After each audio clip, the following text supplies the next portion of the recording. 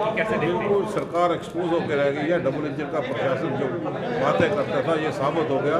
ये सरकार, ये प्रशासन किसान विरोधी है। उनकी फसलें तबाह होगी, असेसमेंट के लिए कोई नहीं गया।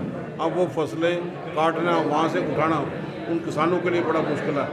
उसी वक्त में ये अभियान लगाना और पिछला रिकवर करना, मैं समझता हूँ इसकी जितनी भी निंदा की है पिछले 7 साल का, ये जितनी भी निंदा की जाए उतनी कम यहाँ पे है। सरकार को चाहिए कि फौरी तौर पे अपना फैसला वापस ले और किसानों के हित की बात यहाँ पे करे। उनको फौरी तौर पे कम से कम कंपनसेट किया जाए जिनकी फसलें खराब हुई। देखिए, कांग्रेस पार्टी ने ये मुद्दे उस वक्त उठाए जब इन्होंने नोटिफिकेशन निकाली जिसमें ओबीसी की रिजर्वेशन का नाम नहीं था और इलेक्शन कमीशन के द्वारा नहीं बल्कि एक चीफ इलेक्टोरल ऑफिसर द्वारा वो काम किया जा रहा था, जो का इख्तियार जो है संविधान स्टेट के इलेक्शन कमीशन को देता है।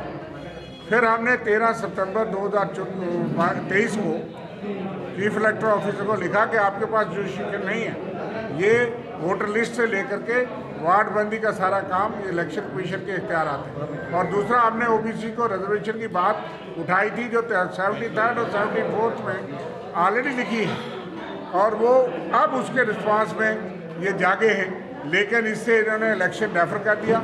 जो बची कुची डेमोक्रेसी थी, बुनियादी इंस्टीट्यूशन, अब वो डेड हो जाएंगे, उनके पावरें अफसरों के पास चली जाएगी। ये असेंबली चुनाव नहीं करवा रहे, ये यूएलबी म्यूनसिपैलिटी के चुनाव ख़त्म कर रहे हैं, ये पंचायतों के चुनाव नहीं करवाएंगे। तो लोगों को अफसरों और ब्यूरोक्रेट्स के हवाले जो है वो पूरी तरह से किया जा रहा है।